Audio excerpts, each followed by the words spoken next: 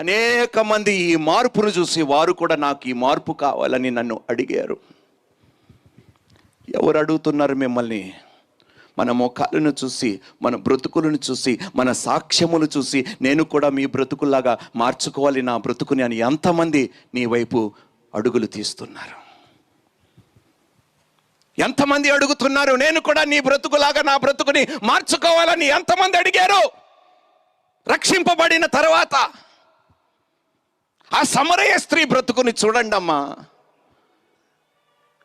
5 పురుషులతో సంబంధము కలిగిన వ్యక్తి ఒక్కసారి యేసుక్రీస్తు ప్రభు ఆమెతో మాట్లాడితే సాక్షిగా మారిపోయింది. ఊరికి దేవునికి మహిమ కలుగునుగాక. మరి ఏదయ్యా మీ సాక్ష్యము? ఎప్పుడు మారుతాము సాక్షులుగా దేవుని కోసం?